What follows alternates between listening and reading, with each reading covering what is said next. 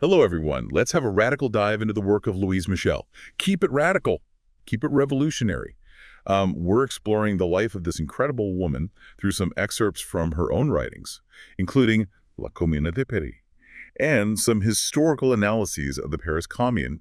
Ready to jump in? Let's do it. Louise Michel's life is a powerful example of how one person can truly embody their ideals, even in the face of incredible adversity.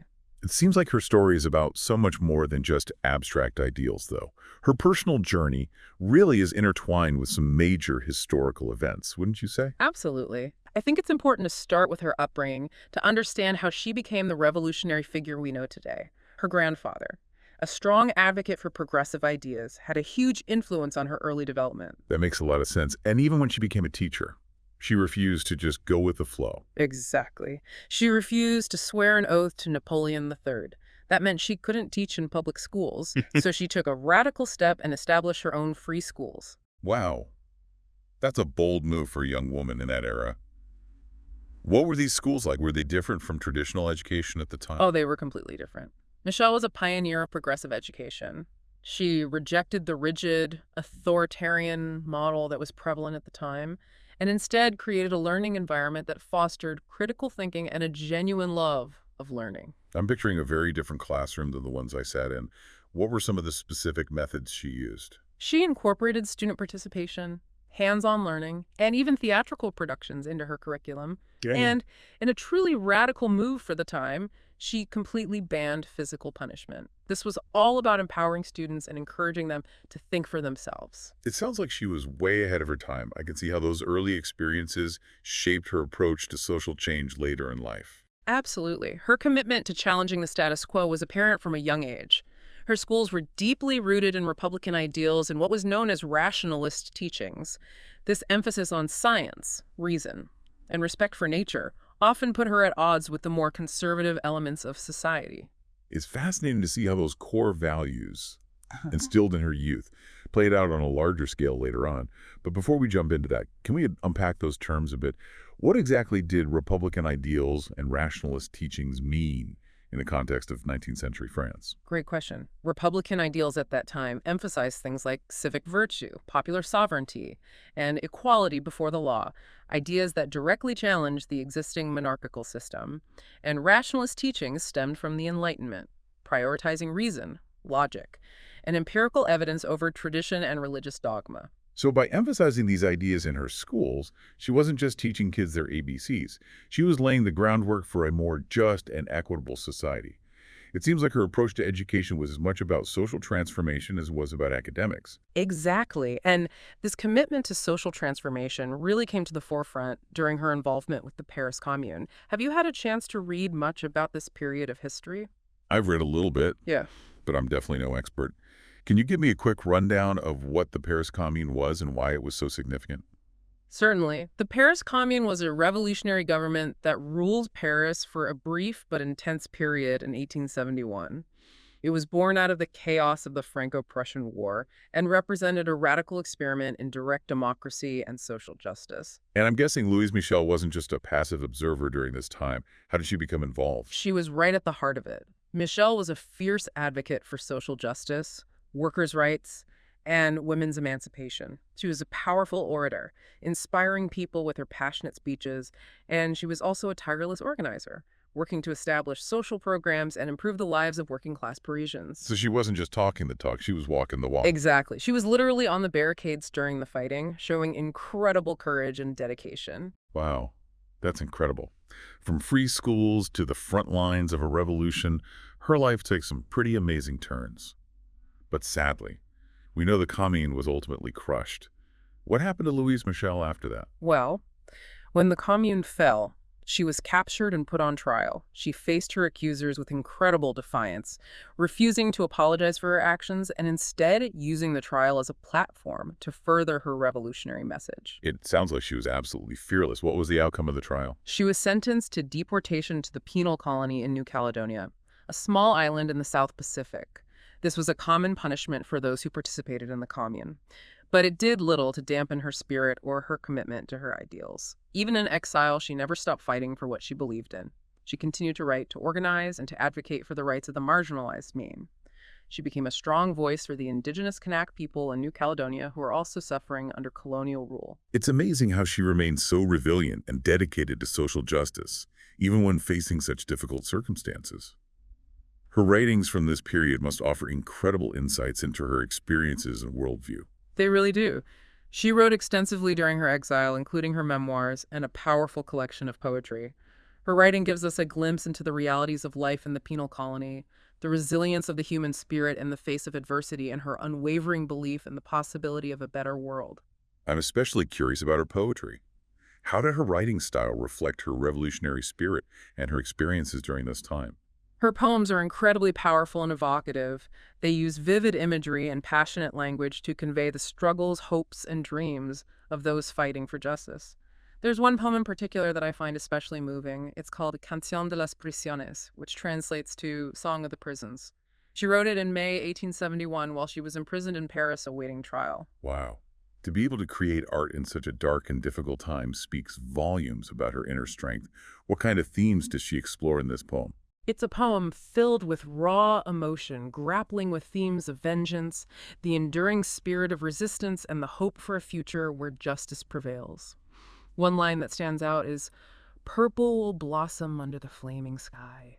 It's a powerful image that speaks to the idea that even from the ashes of defeat, something beautiful and transformative can emerge. That's a powerful message of hope in the face of despair.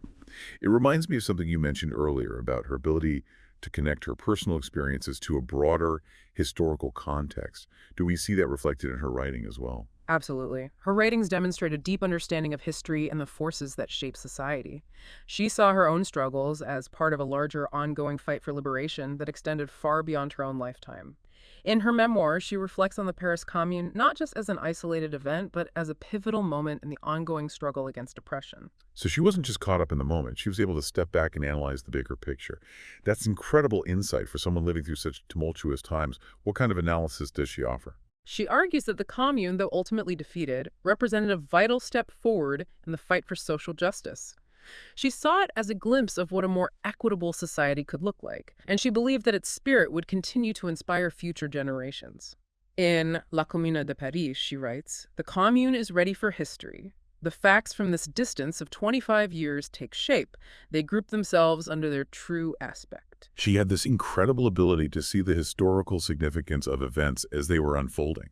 It's as if she knew that the lessons learned from the Commune would be essential for future movements for social change. Precisely. And that's why her work remains so relevant today. We're still grappling with many of the same issues she faced: social inequality, economic exploitation, and the abuse of power. Her insights into these issues and her unwavering belief in the possibility of a better world continue to resonate with activists and revolutionaries around the globe. It's inspiring, but also a bit daunting. Her life shows us how much work still needs to be done to achieve true social justice. Where do we even begin to tackle such deeply entrenched problems? Well, I think she offers some valuable insights in her writings. She consistently emphasizes the importance of education, not just as a means of acquiring knowledge, but as a tool for liberation and empowerment. You're right. We talked earlier about her innovative approach to education. It wasn't just about memorizing facts, it was about cultivating critical thinking, fostering a love of learning, and nurturing a sense of agency. Exactly. She believed that education could equip people with the tools they needed to challenge injustice and create a more equitable society. And she didn't just talk about it. She put her beliefs into action by establishing those free schools. So in her view, education was a form of activism, a way to empower individuals and communities to fight for their own liberation. It's a powerful message, and one that's particularly relevant in today's world where access to quality education is still a major barrier for so many. Absolutely. But education was just one piece of the puzzle. She also placed a lot of emphasis on direct action and organizing outside of traditional political structures. She believed in the power of people to create change from the ground up without waiting for permission from those in authority. And we see that direct action throughout her life, from setting up those free schools to fighting on the barricades during the Commune to advocating for the rights of indigenous people in New Caledonia. It seems like she was constantly pushing boundaries and challenging those in power. She wasn't afraid to get her hands dirty, to really put herself out there for the causes she believed in. Exactly. And it's important to remember that she wasn't operating in a vacuum. Her ideas were shaped by the intellectual and political currents of her time. She was deeply influenced by socialist thinkers, feminist writers, and anarchist philosophers. So her ideas were part of a larger movement for social change. Which specific movements or thinkers had the biggest impact on her? She's often considered one of the pioneers of anarcha-feminism, a movement that blends the principles of anarchism with a feminist critique of both the state and patriarchy. That sounds pretty radical for the 19th century. Can you unpack that a bit for me? Hmm. What exactly does anarcha-feminism stand for? It essentially argues that both state power and patriarchal systems are intertwined and mutually reinforcing. Anarcha-feminists believe that true liberation requires dismantling both of these systems, creating a society based on voluntary cooperation, mutual aid, and gender equality. That makes sense given her lifelong commitment to challenging both state authority and traditional gender roles. It sounds like she was a true visionary ahead of her time in so many ways. Absolutely. And this commitment to radical change extended beyond the borders of France. She was a true internationalist, believing in the solidarity of working people across national boundaries. Her involvement in the International Working Men's Association is a testament to that. Remind me what that organization was all about. The International Working Men's Association, also known as the First International, was a federation of trade unions and socialist groups from across Europe and North America. It advocated for workers' rights, international solidarity, and the overthrow of capitalism. Michel saw the struggle for workers' rights as a global one, transcending national boundaries. So for her, social justice wasn't just about changing things in France. It was about fighting for a better world for everyone, everywhere. Exactly, and she was willing to put her own life on the line for those beliefs. She faced exile, imprisonment, and constant persecution for her activism. It's a stark reminder of the risks involved in challenging the status quo. But it also speaks to her incredible courage and conviction. Her writing from this period must be pretty powerful. Her memoirs and political essays are incredibly insightful. They offer a scathing critique of the French government, the ruling class, and the injustices of her time. I bet she didn't mince words. What are some of the key themes that come across in her writing? Well, she was deeply critical of capitalism, which she saw as a system based on exploitation and inequality. She advocated for workers' control of industry and the redistribution of wealth.